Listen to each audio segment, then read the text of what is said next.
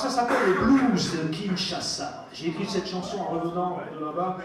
Il y a quelques années, j'étais invité au festival de jazz à Kinshasa.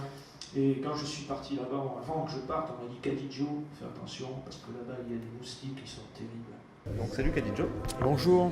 Alors, est-ce que tu pourrais te présenter toi, qui tu es, comment tu as commencé dans le milieu, ce que tu fais comme genre? Alors moi, mon surnom d'artiste, c'est Kadidjo. Alors moi, je suis allé voir le docteur, j'ai fait des vaccins, j'ai pris des médicaments, tout ce qu'il fallait. Et quand je suis arrivé, j'étais motivé, je voulais rencontrer les moustiques et me bagarrer avec eux. Mais c'était la saison sèche, il n'y avait pas de moustiques. Donc tout le monde a bien rigolé. Mais j'ai découvert là-bas plein d'autres dangers. Alors quand j'ai commencé avec mon petit frère, on ne savait pas quel nom, le nom de groupe, on s'en foutait. Donc ce qu'on voulait, c'était jouer des morceaux.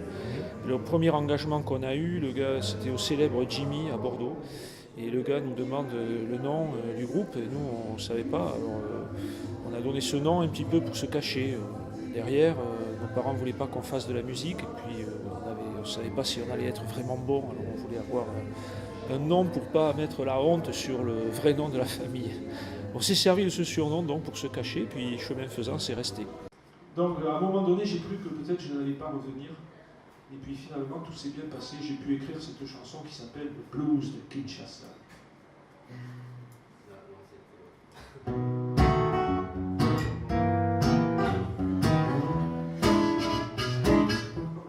Hey, je vais à Kinshasa voir les sirènes du Congo. Je vais à Kinshasa voir les sirènes du Congo. Si les moustiques ne le tuent pas, on pourra danser le mambo. Voilà, donc je suis connu sous le surnom de Kadidjo. Je fais du blues, beaucoup de blues. J'ai commencé dans la musique par le blues, ça a été ma porte ouverte sur le monde de la musique. Et puis après, petit à petit, je me suis mis à écrire mes propres chansons, donc en français. Donc c'est du blues en français, donc ça peut être apparenté à la chanson française. À partir du moment où j'ai écrit mes chansons, ça m'a ouvert sur d'autres horizons que le pur blues. Je suis allé voir un peu dans le jazz, dans la chanson, dans la musique latine, voilà, donc tout en restant quand même très rattaché au blues tout de même. D'accord. Donc toi vraiment ton premier amour dans la musique c'est le blues on va dire. Bah, c'est par là que je suis vraiment rentré dans la musique, quoi. C'est ce qui m'a... j'avais 16-17 ans. Bon, il y a eu d'abord Neil Young, le fameux disque Harvest, avec Heart of Gold, The Needle and the Damage Done, All Men, tous ces morceaux fantastiques, un disque mythique. Et le son de l'harmonica m'a vraiment... ça m'a vraiment parlé, quoi. Je me suis dit, si un jour je joue d'un instrument, ce sera ça. Et c'est arrivé par la suite. Et à partir de là, j'ai remonté la pelote un peu, tu vois. J'ai jusqu'à arriver aux vieux bluesmen du Mississippi. Enfin, les vieux, on dit vieux parce que c'était dans les années 25, les années 30, mais les mecs à l'époque, ils étaient jeunes. Hein. Robert Johnson, il a écrit ses chansons, il avait 24 ou 25 ans, quoi. Et voilà, jusqu'à arriver là et découvrir cette espèce de trésor un peu caché, ce langage ésotérique un petit peu et mystérieux au départ. Il est toujours un peu, on dit que c'est la musique du diable par exemple. Et puis ça m'a beaucoup parlé parce que tu sais, quand on a cet âge-là, on se cherche une identité, on vit les injustices avec beaucoup de passion et donc cette musique-là parlait à mon cœur tout simplement. D'accord. Et peut-être aussi l'histoire du blues, comment c'est né, tout ça, c'est peut-être ça aussi qui t'a marqué. Après vraiment, oui. D'après ce que tu me dis, quand on a cet âge-là, qu'on découvre la musique, on n'y pense pas forcément, mais soit on n'y pense pas du tout, soit on y pense beaucoup. Donc toi, Si, j'étais très, très sensible à ça. Je me rappelle par exemple avoir vu, quand j'étais beaucoup plus jeune, je me rappelle avoir vu un film sur l'esclavage et éclater en sanglots en voyant les esclaves chargés sur des bateaux. Bon, c'est facile de parler comme ça quand on est assis dans son salon avec maman qui te prépare un chocolat chaud et tu vois, mais bon, voilà, j'avais quand même ressenti ça m'avait bouleversé, quoi. Fièvre jaune, policier, moustique, tout ça c'est pas très rigolo. Fièvre jaune,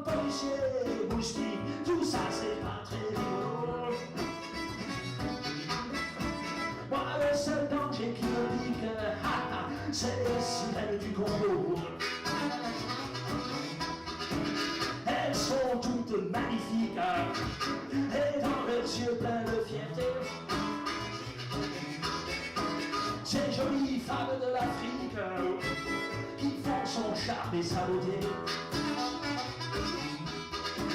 L'Occident et son esclavage n'a pas entamé leur courage. Et donc tu as commencé avec tes deux frères, du coup, sur la suite. Deux, c'est ça? Avec un de mes deux frères, Ok. qui jouait de la guitare et moi donc au chant et à l'harmonica. Voilà, on s'y est mis tous les deux. T'avais quel âge à ce moment-là? Voilà, j'avais 17, 18 ans, comme ça. Et du coup, après, avec ton frère, ça a duré combien de temps? Est-ce qu'en parallèle, tu avais d'autres groupes? Oui, alors j'ai commencé en fait à jouer professionnellement avec un guitariste anglais qui était sur Bordeaux, Chris Shaw, Donc qu'on toi, tu es de appelait, Bordeaux, c'est ça? voilà, Chris Shaw, qu'on appelait CC Shaw. Et c'est avec lui que j'ai eu mes premiers engagements professionnels. D'accord. Ensuite, il est reparti en Angleterre, mais moi, entre-temps, Combien de j'avais... on a joué ensemble, je l'ai accompagné pendant 2-3 ans. Ouais, vous avez fait un petit bout de chemin quand même. Oui. Ensuite, il est reparti en Angleterre, donc moi, entre-temps, j'avais pris goût à la scène, donc j'ai chopé mon frère par le callback. Je lui ai dit, bon, écoute, toi, tu joues des morceaux à la guitare, moi, je joue les mêmes à l'harmonica, on va les jouer ensemble et puis on va aller faire de la scène. Lui, il n'était pas trop chaud au début, mais bon, j'ai réussi à le convaincre et puis on a joué plusieurs années ensemble. Il continue toujours à écrire des chansons, dont certaines alimentent encore mon répertoire. Alors il joue plus sur scène, mais il joue toujours chez lui, il écrit de très belles chansons, il les met en musique de manière très agréable et je me sers dans son répertoire pour alimenter le mien, quoi. Du coup, il y avait une question que je me posais en te regardant. Donc, il y a tes compos à toi, du coup, c'est ce que tu disais, des compos de ton frère. Et Ouais. parfois, est-ce que ça arrive de faire des reprises d'artistes qui t'ont vraiment marqué, ou c'est vraiment que Ah des oui, compos? oui. Et là, on a fait, par exemple, ce soir, on a fait une reprise de Percy Mayfield, Send Me Someone to Love. Please send me someone to love. Send me someone to love. I lay awake, ponder the trouble, and my answers are always the same. Yet a less man put an end to this down of the sea. Had we put a word in a flame, just because I'm in misery. Oh, I don't beg for no sympathy, but if it's not asking to beg, please send me someone to love. Send me someone to love.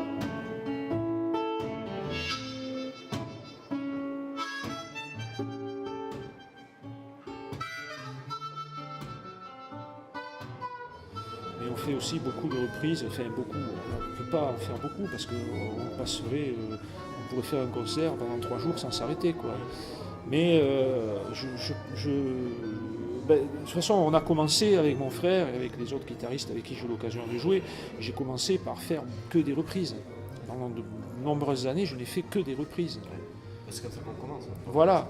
Donc j'en connais un nombre immense, quoi, du Sonny Boy Williamson, des morceaux de Robert Johnson, de Skip James, de Muddy Waters, etc., etc., etc. Et ça me plaît toujours d'en faire, j'essaye toujours d'en faire une ou deux quand même pendant mes concerts. Et ouais, toi, t'as le côté blues, mais en même temps, tu chantes en français, ça fait un mix des deux.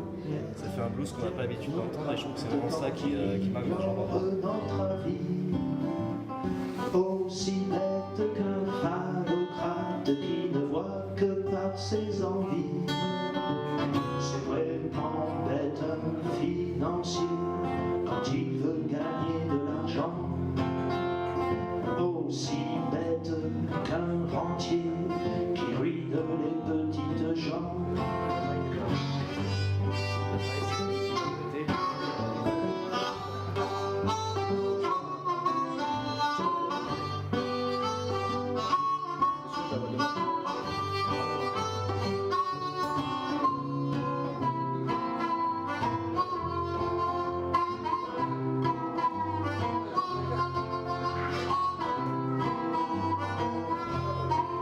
La question qui me tue, moi, c'est quand on me demande ça fait combien de temps que tu joues de l'harmonica. Ça fait combien de temps que tu joues de l'harmonica? Et voilà. Alors là, je calcule et je me dis, putain, ça fait déjà 30 ans que je joue de l'harmonica. Et là, je suis bleu, quoi. Je suis vert. Même plus que ça, puisque ça fait 30 ans que je joue professionnellement, puisque j'ai commencé professionnellement à 23-24 ans. Mais je jouais déjà depuis l'âge de 17 ans. Je m'entraînais chez moi depuis l'âge de 17 ans, quoi. Ça fait combien de temps que tu fais de la musique? Pas forcément que de l'harmonica, de la musique en général. Ben, ça fait, j'ai commencé professionnellement à 23 ans. Après, j'ai eu une interruption parce que j'ai été pendant 10 ans éducateur sportif, entraîneur d'athlètes de haut niveau. Et, Quel sport? en haltérophilie. Et préparation physique pour les autres sports, rugby, basket, tennis, etc. Et donc je jouais encore de temps en temps pour me faire plaisir, mais c'était en semi-professionnel. Et vraiment, vraiment professionnellement, ça fait 20 ans. D'accord. 20 ans sans interruption. Ouais, Là aujourd'hui c'est vraiment que la musique. oui, depuis 20 ans, c'est que la musique. Ok. Et du coup, bon, Kalijo c'est ton nom de scène depuis que tu as commencé en fait, si je l'ai Ouais. suivi. Et Axel, qu'on va voir tout à l'heure, ça fait combien de temps que tu l'as rencontré? Ça fait combien de temps que tu joues avec lui? Alors Axel, ça fait, que je calcule, ça fait un peu plus d'un an qu'on joue ensemble, mais de manière épisodique, puisque lui, il a aussi ses projets, avec un groupe qui s'appelle Bordario, qui est le groupe qu'il dirige. Donc évidemment, quand il a des dates avec Bordario, il ne peut pas jouer avec moi, donc je fais appel à d'autres guitaristes que je connais, avec qui je travaille aussi de manière assez régulière. Du coup, Axel, c'est quand même quelqu'un avec qui tu travailles régulièrement. Oui, voilà, je travaille régulièrement. Quand il y a des tournées importantes, comme en Arizona, où on va partir au mois d'avril, c'est à lui que je fais appel en priorité. D'accord. Donc là, tu disais que tu allais partir en Arizona. Ça t'arrive souvent de faire des concerts à l'étranger? Est-ce que tu as des destinations arrive. en particulier? Bah non, ça dépend des opportunités. Là, cette année, on va en Arizona parce que c'est sur une tournée qui s'appelle Le Voilà Tour, donc qui est montée par un Français qui veut présenter des aspects de la culture française, mais pas de manière franco-française, cocorico, c'est nous les Français qui arrivons, de manière, de manière comment dire, fusionnelle, quoi, enfin, de manière amicale, de manière dans le sens du partage. Ouais. Donc comme moi je chante en français sur de la musique américaine, de la musique blues, à ses yeux je corresponds parfaitement à l'idée du projet. Alors là ce sera en Arizona. En Arizona. Si le projet fonctionne bien, il est appelé à être étendu à d'autres États des États-Unis, voire même le Mexique, le Canada. Et sinon je travaille aussi, j'ai travaillé assez régulièrement avec les Alliances françaises en Amérique du Sud, puisque l'année dernière j'étais au Mexique et les 2 ans avant j'étais en Bolivie. D'accord. Voilà.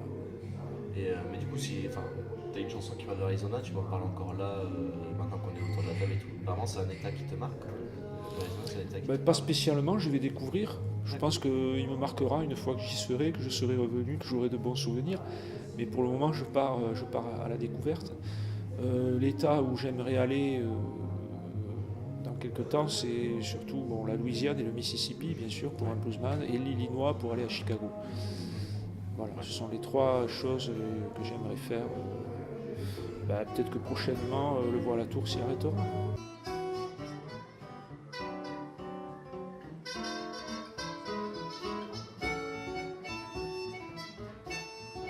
Je me suis réveillé ce matin avec un air pas ordinaire. J'avais la tête à l'envers et l'ivre touché par terre.